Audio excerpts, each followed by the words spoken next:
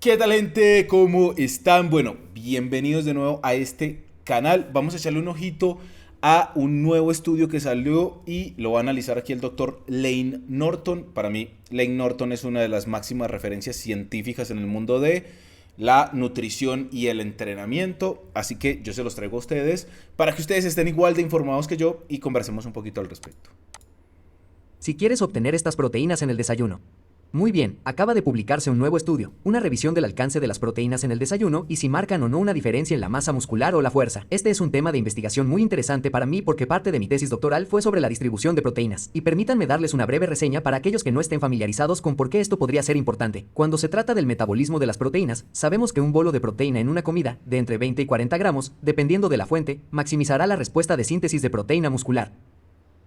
Pero también sabemos que esa respuesta no se mantiene solo si sigues bombeando más proteína. Dura unas 3 horas y luego es un periodo de tiempo muy definido y se detiene, e ingerir más proteína por encima del máximo tampoco aumentará la amplitud. Entonces, básicamente, obtienes esto una vez que alcanzas cierto nivel, esa área bajo la curva va a ser la misma y no tienes forma de almacenar proteína. Con los carbohidratos podemos almacenar el exceso de carbohidratos como glucógeno. Podemos realizar.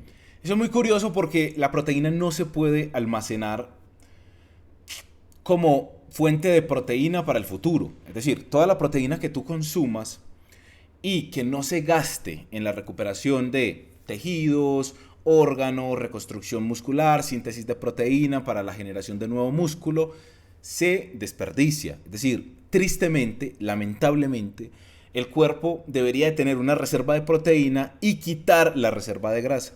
Pero siempre a través de la historia y de los miles de años de existencia de la humanidad, pues la reserva de grasa ha servido más que tener una reserva de proteína. Es mejor tener un tejido que te va a mantener vivo si de pronto no puedes comer por varios días, pues por si quieres entrenar y ponerte mamadísimo para que haya más síntesis de proteína. Eso nunca ha sido necesario, pero sí ha sido necesario pues aguantar hambre durante mucho tiempo hasta que volvamos a conseguir comida como humanidad.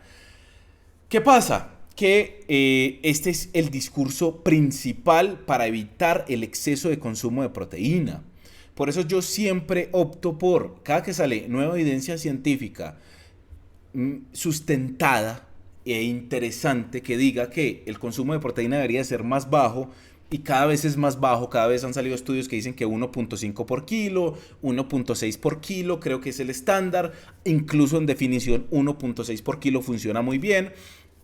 Siempre con mis asesorados y conmigo mismo intento consumir la menor cantidad de proteína posible. ¿Por qué? Porque la proteína, primero, es el macronutriente más costoso. La carne es lo más caro en comparación, por ejemplo, al arroz o en comparación a los carbohidratos que tienden a ser más económicos. Y segundo, si te pasas de proteína, pues no la vas a almacenar, simplemente la vas a excretar. Y aquí no habemos competidores, creo que nadie quiere ser competidor. Si habrá uno o dos, pues serán muchos. Entonces, pues de nada te beneficias diciendo, voy a consumir 3 gramos por kilo de peso porque me quiero asegurar y prefiero desperdiciar proteína a que se pierda un poco de síntesis de proteína. Siempre va a ser mejor consumir la cantidad necesaria y ya está, con eso vas a estar cubierto y no pasarse por encima. Porque la mayoría de las personas tienden a pensar que más proteína, más ganancia de masa muscular y finalmente terminan excretando esa proteína y no sacándole el máximo provecho. Una epigénesis de de noval y convertirlo en grasa. Tenemos cierta capacidad de almacenamiento de carbohidratos. En el caso de las grasas, tenemos una capacidad de almacenamiento ilimitada porque simplemente las metemos en el tejido adiposo. Pero en el caso de las proteínas, en realidad no tenemos forma de almacenarlas. Algunas personas han discutido conmigo y han dicho, bueno, el músculo es como un almacén de proteínas. Bueno, y lo del tema de los carbohidratos y las grasas también es muy curioso porque la mayoría de la gente le tiene resquicia a los carbohidratos. Cree que consumir muchos carbohidratos es tener mucha grasa acumulada, pero no la grasa. Es decir, la mayoría de la gente consume mucha grasa que está en los alimentos ultraprocesados, que cuando comen algo por fuera está rebosado de aceite. Todo ese aceite y toda esa grasa se va automáticamente a acumulación como grasa.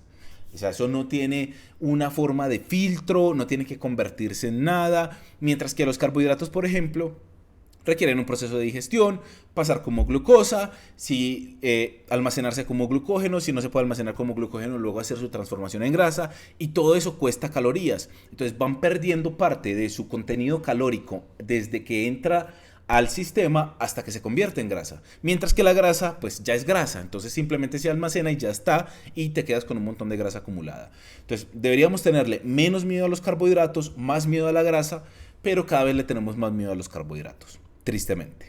En realidad, no. Es como decir que construyes una casa y que es un almacén de madera. Es decir, sí, puedes obtener madera de ella, pero no es por eso que existe. Por lo tanto, la distribución de proteínas fue un tema interesante para mí durante mi doctorado, porque si sabemos que no puedes almacenar proteínas y sabemos que la síntesis de proteínas musculares alcanza su límite con una comida y también se extiende durante un periodo de tiempo definido, entonces parecería tener sentido que si quisieras maximizar la masa muscular, varias estimulaciones de la síntesis de proteínas musculares al día serían superiores a una o dos. Y la forma en que la mayoría de los estadounidenses consumen proteínas, hay datos del Castro que demostraron que la mayoría de los estadounidenses obtienen más del 65% de sus proteínas en la cena. Por lo tanto, la ingesta de proteínas se centra en gran medida en la cena. ¿Qué pasa si las otras dos comidas del día no alcanzan realmente ese umbral de ingesta de proteínas? Así que diseñé un experimento en ratas en el que les dimos la misma cantidad total de proteínas, la misma fuente de proteínas, las proteínas eran completamente iguales, las calorías eran iguales entre los grupos. Pesé cada comida de estos animales y comparamos si la distribución de proteínas era uniforme. No era completamente uniforme, pero se acercaba. Y sabíamos que eran 3 comidas de proteínas que maximizarían la síntesis de proteínas musculares en comparación con un grupo que obtenía el 70% de sus proteínas en la cena y luego el 15% en el desayuno y el 15% en el almuerzo. Por lo tanto, desayuno y almuerzo bajos en proteínas, muchas proteínas en la cena, pero la misma cantidad total de proteínas durante todo el día. Al cabo de 11 semanas, descubrimos que los animales que consumían la dieta distribuida de forma uniforme tenían un mayor peso muscular en las extremidades posteriores en comparación con los animales que consumían una distribución desigual. Pudimos demostrar que esto estaba relacionado con las diferencias en la síntesis de proteínas musculares en el desayuno. Los resultados fueron menos alentadores de lo que pensé. Observamos diferencias de entre el 5 y el 10% en el peso muscular. Aunque parezca impresionante en el transcurso de 11 semanas, hay que recordar que las ratas solo viven unos 2 años, así que 11 semanas suponen una gran parte de su vida. Es como una novena parte de su vida.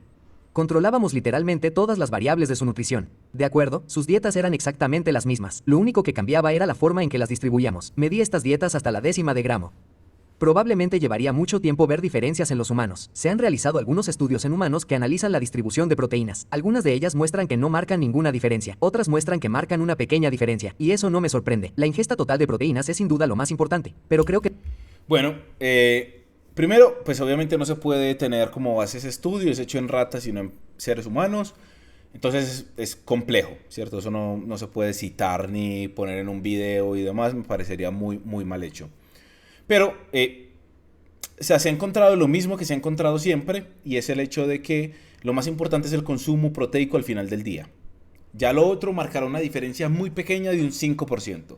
A ver, si tú te quieres comer la cabeza y decir, bueno, tengo 120 gramos de proteína, voy a hacer 3 comidas de 40, bien, pero la mayoría de las personas pues no se preocupan por eso y quieren llegar su contenido proteico al final del día, entonces algunas veces comen más, otras veces menos y ya está. Y la única diferencia es un 5%, así que no hay mucha diferencia. La distribución puede marcar la diferencia, especialmente en el desayuno. Creo que el desayuno puede ser un caso especial porque si tenemos en cuenta que la mayoría de las personas hacen su última comida por la noche y no se van a la cama inmediatamente después de comerla. Esperan 1 o 2 horas o lo que sea y se quedan dormidos y luego no comen bien cuando se levantan. Quiero decir, la mayoría de las personas probablemente ayunan durante 12 horas de forma natural, quizás un poco menos, pero aún así la mayoría de las personas no desayunan alimentos ricos en proteínas. El desayuno es, ya sabes, cereales, avena. Algunas personas no desayunan en absoluto, un bagel o algo así. Por lo tanto, no muchas personas se levantan y cocinan huevos o se toman un batido de proteínas o consumen muchas proteínas de alta calidad temprano en la mañana. Y así, ese ayuno se prolonga. Y sabemos que el ayuno reduce la síntesis de proteína muscular. Eso está muy, muy claro. Lo siento.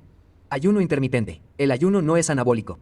Sé que duele oírlo, y los estudios que se han centrado en las proteínas en el desayuno, no solo en la distribución de proteínas, sino en asegurarse específicamente de que un grupo desayuna una comida rica en proteínas en comparación con otro grupo que no lo hace, incluso si come la misma cantidad total de proteínas a lo largo del día. Hay algunos estudios que muestran mejores resultados en cuanto a masa muscular con el grupo que toma la proteína en el desayuno. Y esta nueva revisión exploratoria analizó estudios que examinaron el consumo de proteínas en el desayuno con los resultados de masa muscular y fuerza.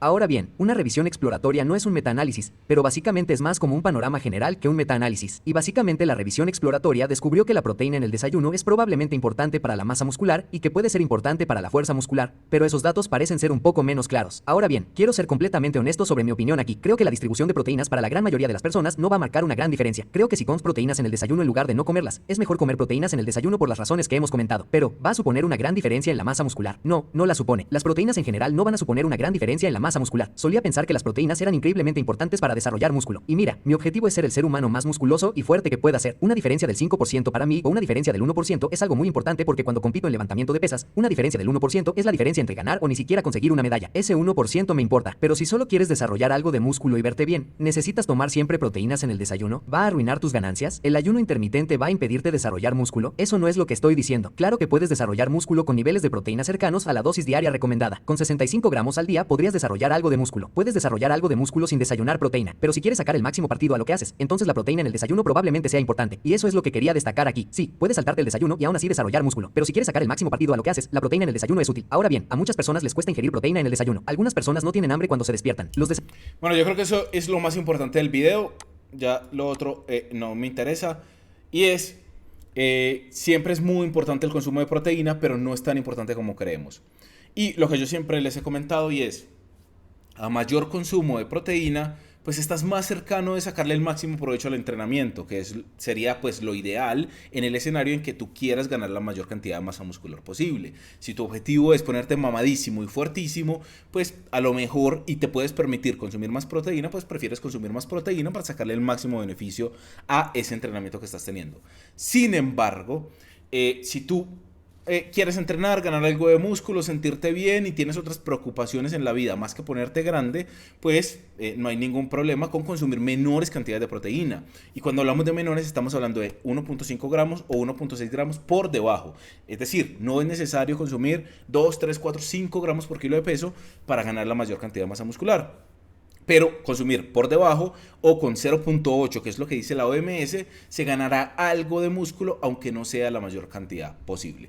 Es decir, lo realmente importante es lo que ya hemos comentado, lo que la evidencia científica última ha dicho, y es, lo importante es el consumo proteico al final del día, intentar cumplir con los 1.6 gramos. Si te quedas por debajo, es posible que te estés quedando con ganancias encima de la mesa, es decir, que no le estés sacando el máximo provecho al entrenamiento, y siempre que puedan repartir esas proteínas en diferentes comidas a lo largo del día, pues estará bien, le van a sacar un 2, 3, 4, 5% más de provecho al entrenamiento, pero no va a ser mucha la diferencia. Y si le pueden meter pues proteína al desayuno, al almuerzo y la cena, pues van a mantener picos de síntesis de proteína más elevados, que finalmente pues les ayudarán un poco más a ganancia de masa muscular. Y con eso es suficiente. Y ya saben que si ustedes quieren transformar su físico, ahí en la caja de la descripción está el link de las asesorías y hacemos un plan de entrenamiento, plan de nutrición, acompañamiento, seguimiento constante para que ustedes en 2 o 3 meses transformen su físico. Espero que les haya gustado, que hayan aprendido que es lo más importante y nos vemos en el siguiente.